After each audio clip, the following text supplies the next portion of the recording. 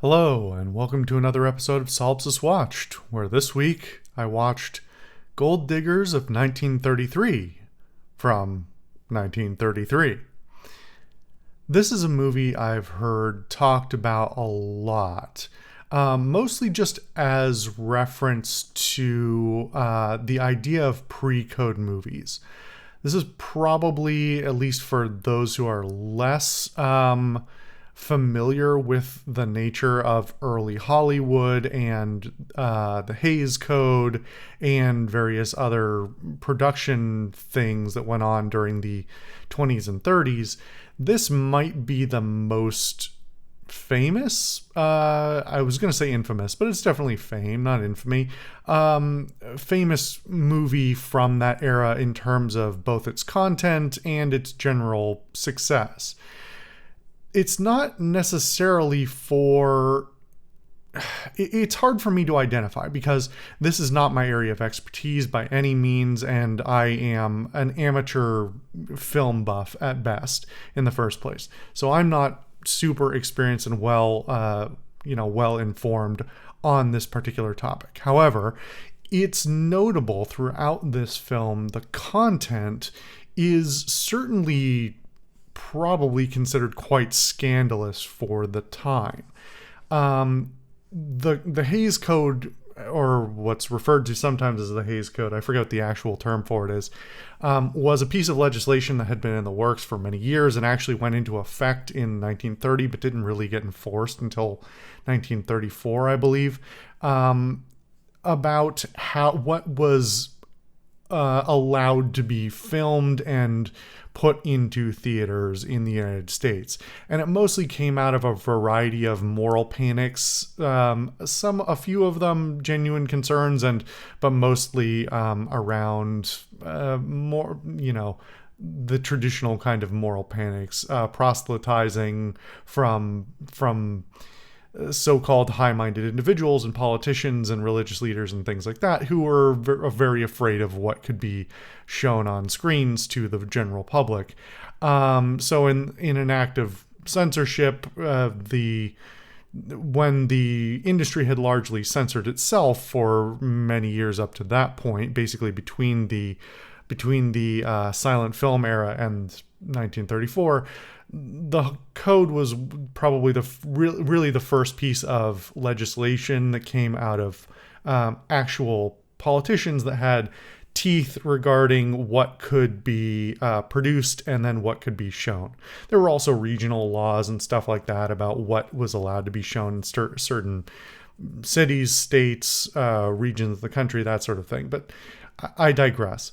The point being that I don't actually know exactly what version of the film this is. I believe this is basically the original cut that I watched. But this movie is also notable for having multiple cuts that were all distributed at the time of its release. And it was massively successful, generally speaking. It's actually fairly poorly documented, at least on Wikipedia, though I'm sure there are more academic sources on this movie and many others around this time that could be more informative. But I'm, like I said, I'm amateurish about this. And so I would actually like to know more. But for what I know, it does put a lot of the content of this movie into perspective in interesting ways. The movie itself is there's got to be a term for this, but I don't actually know it. It is a movie within a movie. And this is something that's not that uncommon within musicals in particular, but movies throughout sort of the 30s, 40s, 50s. There are a lot of productions that are about productions. And so a lot of musicals in particular fall into the category of this is a musical about people making a musical. Of course, probably one of the most famous being Singing in the Rain. But obviously this is a different time and place in terms of its production. And so it's a little bit weird, especially for this movie in particular, to try and draw the lines between the production that is the one you're watching and the production within the production. It was kind of interesting to me because this does fall, possibly more than anything else I've ever watched, into the zone of you're just watching the production within the production, as if you were a viewer of the theater at the time. And that's particularly odd reading up on some of the background behind this film, because I haven't seen any other version of it. However, this is not the first production of some variant of this same story, as far as I understand it. It's actually like the fourth, going from, I believe, a stage show to another stage show to another movie and then to this movie. And so I would actually be kind of curious, just by comparison. I don't really want to watch the other ones, but just what that level of meta narrative and interfacing between the various layers of media necessarily is. Obviously, if you're doing a stage production of a stage production, that more limits your capabilities to draw that delineation between the layers. And so I would be curious on the various versions, like what that really looks like. But good chunks of this film are full of what is essentially just a filming of a theater production. That's nothing new for those who are familiar with musical films, musical cinema. This is, a common theme, as I've already mentioned, in terms of the layering there. But watching an adaptation, how do I put this? An adaptation of an adaptation that was originally the theater play itself. It messes with your mind a little bit, or at least it does mine. Now, the meta narrative, or I shouldn't say meta narrative. The main narrative of the story is not actually about the stage production itself, even though that is a substantial amount of the runtime of the film. The real story is about more than four, but initially four showgirls performers who are looking for work in the middle of 1933, who are, it's the middle of the Depression in the United States. There's a lot going on economically and in all these other respects, and everybody's struggling for money, generally speaking. And the story really goes from there. I'm not going to tell you the plot beats, because I think this movie is definitely worth watching if you have any interest in this kind of thing at all. If nothing else, for certainly historical context and understanding. But I also think this has a lot of features in it that are worth watching on its own.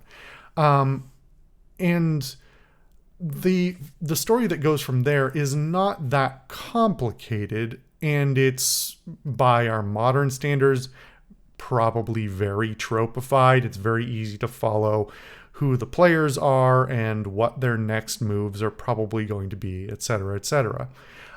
However, one of the first things that stuck out to me was that the quality of the writing and the characterization of the characters, especially the women, since this is a film that's primarily I want to say staffed, but it primarily starring women. The women in this film have a huge amount more personality, character, and agency than almost any other woman in any movie I've seen up through probably the 60s, is where they start giving women agency in movies again.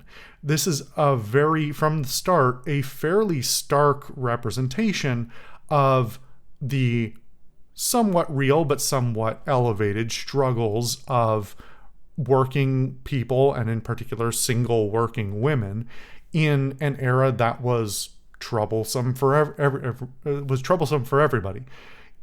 That's not to say that it isn't exaggerated, elevated, or very specific. Obviously, these are beautiful women in a glamorous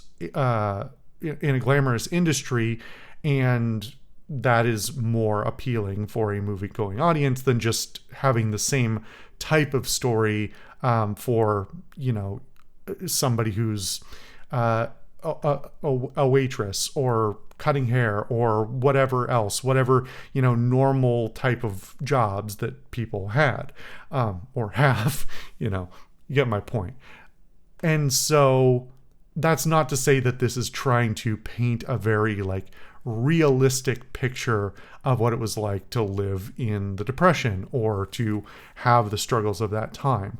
But I think as far as a piece of entertainment whose primary effort is to be entertaining, visually engaging, auditorily engaging, it strikes a decent balance between having, a lot of the glamorous nature of it that is appealing for escapism, while still not pretending that all of the struggles going on in normal life for viewers of this film weren't real.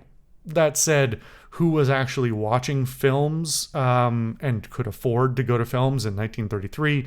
That's a whole other discussion. So even though this movie did very well, the actual viewing audience, that's got some nuance to it, or that's a whole thing.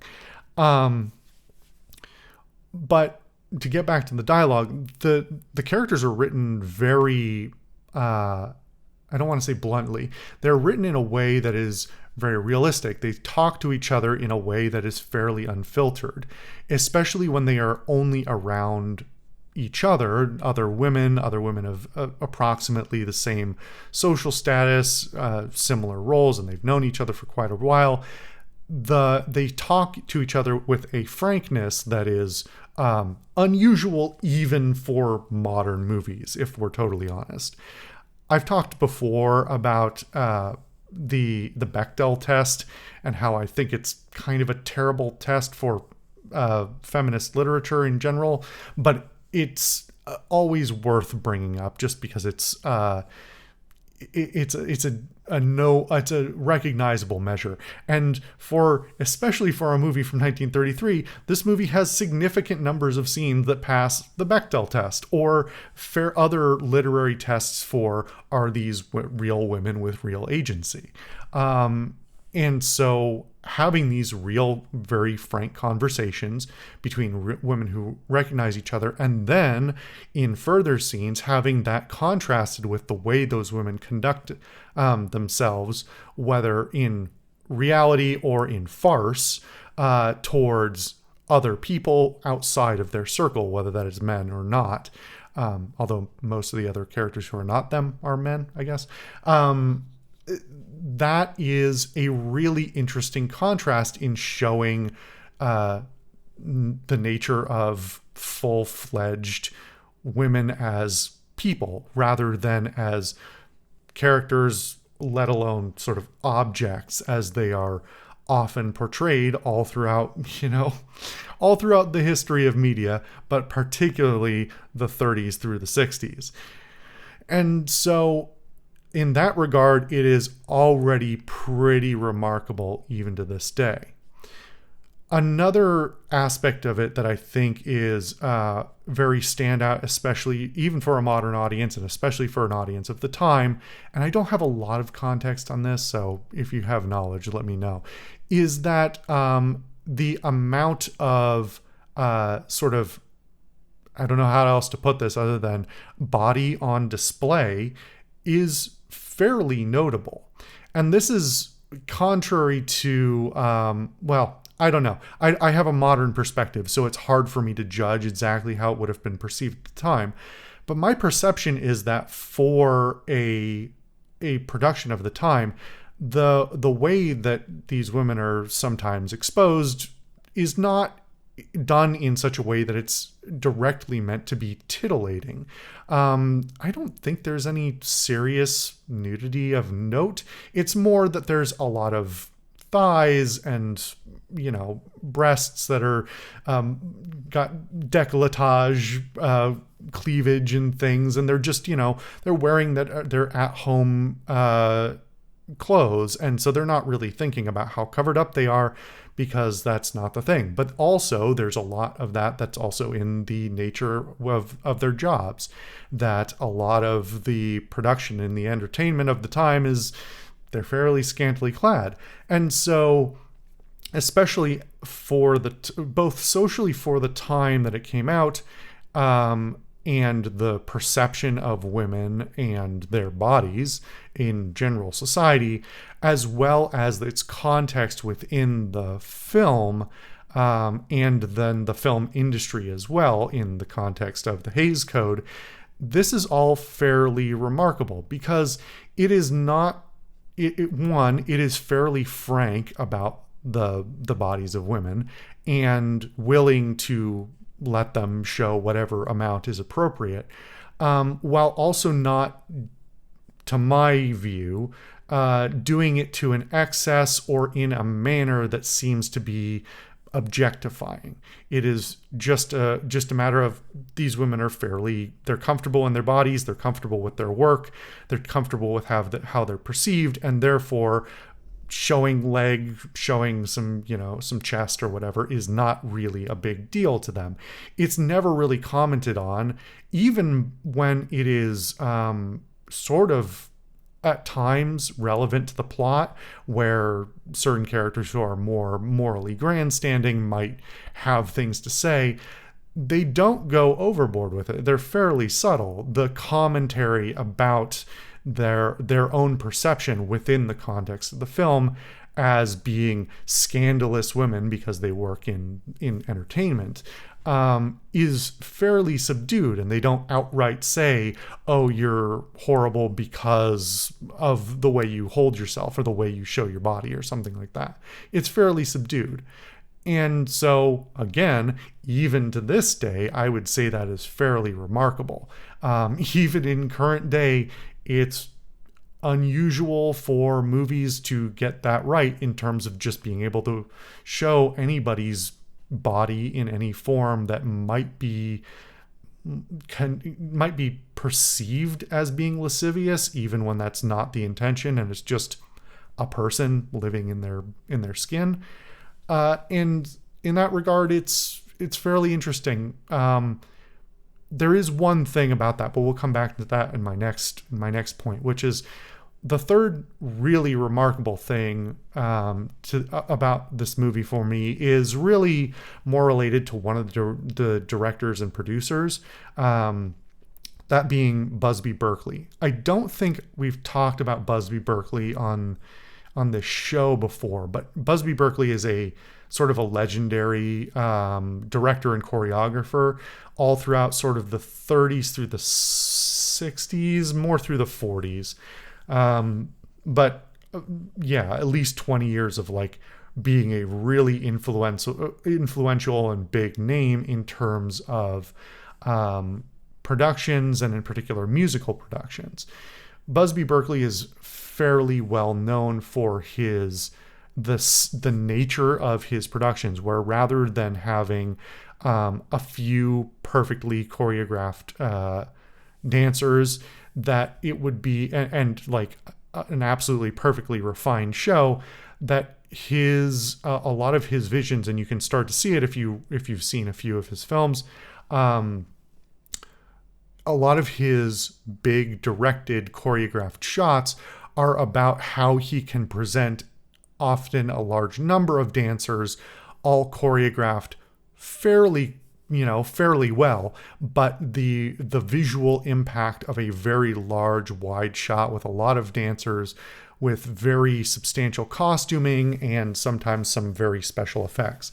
There's actually a shot towards the end of this film, in one of the last sort of on stage production shots, with some, I'll just say because it's not plot relevant, where there's a bunch of dancers who all have like violins and bows, and the lights go out and there are lights on the violins and bows, and I am so curious how they did that production.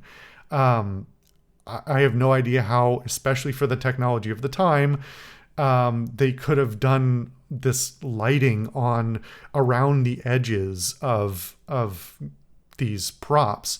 These days you've got very small, high power batteries and all kinds of like luminescent wire technology that we have. It's fairly easy, but this is almost 100 years old now, and nothing, to my knowledge, of the sort was possible at the time.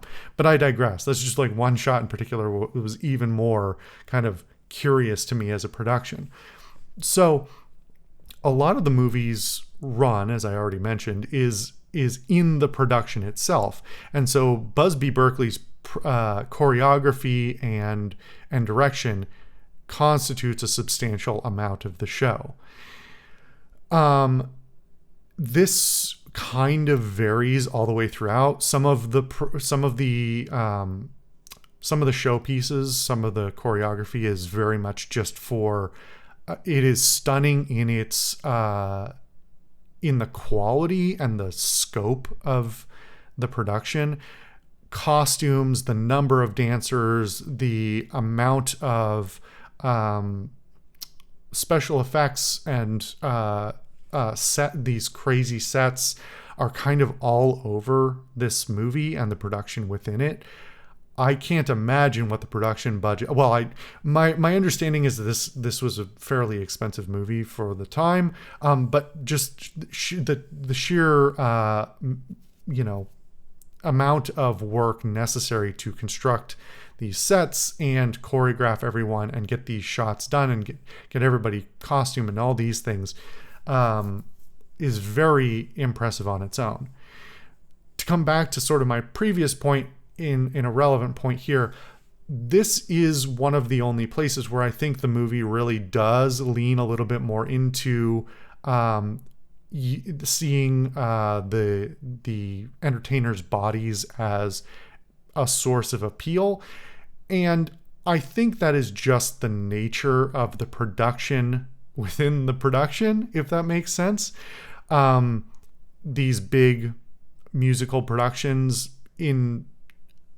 it was not the point of the productions. We're not talking about this being burlesque, but it was very common for theater musical productions to have lots of beautiful women, and that's sort of the point. And so having a level of titillation to that means that the production within the production has a couple of scenes where they're sort of leaning into the unacceptable nature of certain things. They have women undressing behind a curtain who are silhouetted. They have certain outfits that would be considered probably extra scandalous even for theater productions at the time, that sort of thing. And so there are a few shots within there, but they're done in a tasteful, like the intent is fairly clear, but they're done in a tasteful way.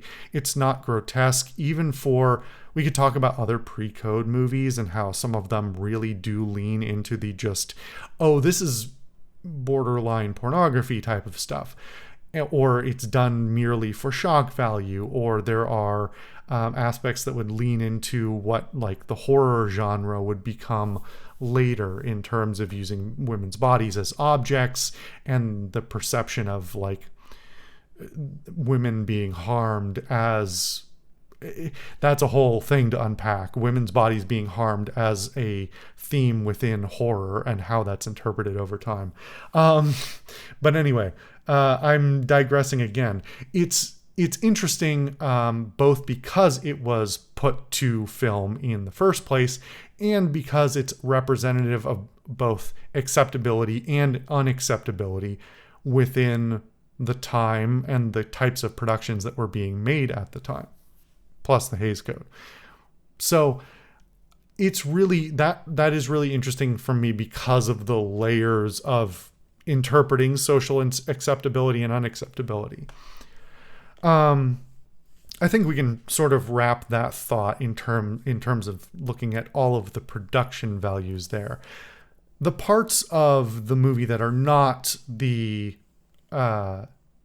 choreographed theater show stuff are still very well shot.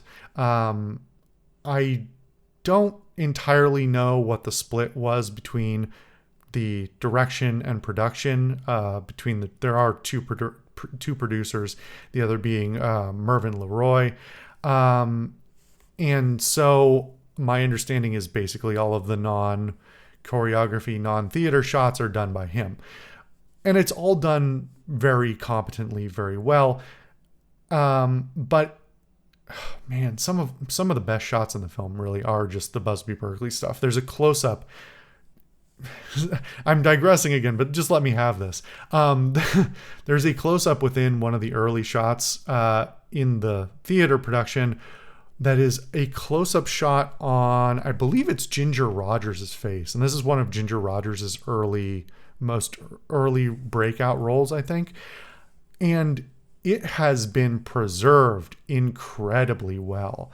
It is a close-up and it's shot on film and presumably preserved fairly well in the first place, but just the visual fidelity that comes out of very, very old film technology and very old camera technology, and the level of detail you can sort of see in her face that even is often lost in modern technological renditions of film and cameras and digital as well.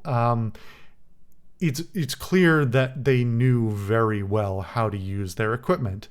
And so there is clarity in a movie that is 100 years old that is kind of stunning even now. That is remarkable in a few cases. The rest of this is fairly normal for the time, both in terms of the cinematography and the direction, the stage direction. I can't say stage direction because that sounds like I'm talking about the other stuff. The direction of the rest of the movie is done fairly well. And all of the actors fill in their roles very, very admirably. A lot of them are, as I sort of mentioned, by our modern standards, we'd see them as somewhat tropified. Interestingly, the women might be the least tropified characters, whereas the men are very much to certain character tropes, certainly of the time and up to now as well. The certain, jolly, but I won't get into each of the characters' archetypes, but you can see it fairly quickly that the men are all sort of characterized in very standard ways, whereas the women have a lot more variance and character to them that they build out throughout the course of the film. But all of whether you're talking about either side of it, all of the actors do really great performances that I think are very believable. And there are certain acting standards of the time that are a little bit antiquated by modern sensibilities, but that work totally fine within an understanding of the context, the cinematic context and the acting context of the time that it was produced.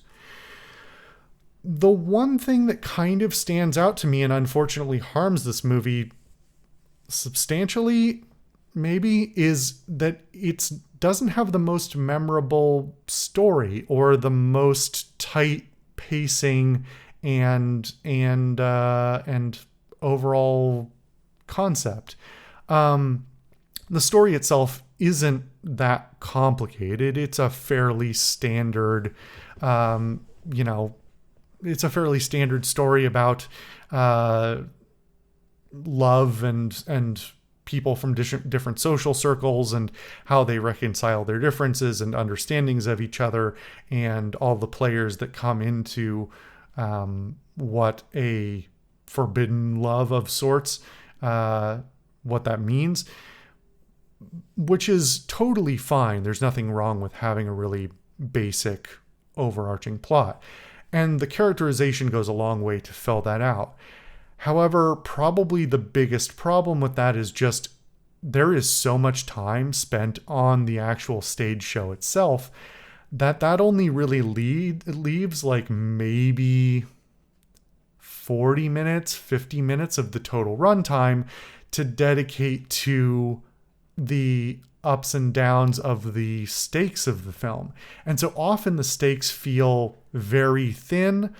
and not that believable in some ways. The concern over what might happen if things don't work out for certain characters is just, you're not even that focused on it for a lot of the film, and so you sort of forget the plot, and that's kind of fine in a within a scene sense, but in terms of memorability and narrative payoff, that's really where the movie kind of slips. There isn't that much payoff. It's nice to see the way that the various little stories get resolved, but the stakes never seem that high.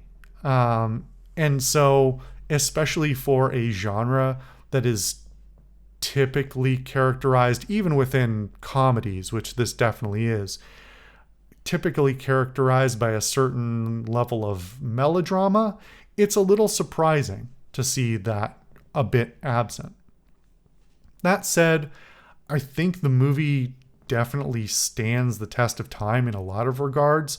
If you're into musicals, if you're into pre-code movies, if you're into seeing where a whole bunch of actors who would then go on for the next 20, 30 years to have substantial roles, had some early breakouts, and even what some early productions of post silent movie and early musical productions look like. This is, I think, I understand why it's looked at as kind of quintessential for the time. Like I said, I'd like to sort of know more about it, more about its history, more about its context in the time that it was made, and then in the years after, as the code would come in.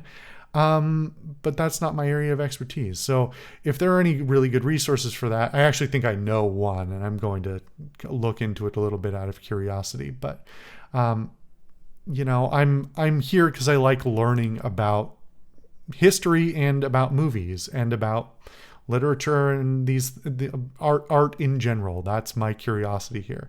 So this definitely has given me some additional leads on things I'd like to know more about this movie in particular, about its history, and about the history of this particular era rather, in general. So I'm happy to have finally gotten around to watching it. Anyway, thank you guys for watching another episode of Solipsist Watched, and I'll see you guys for something different next time.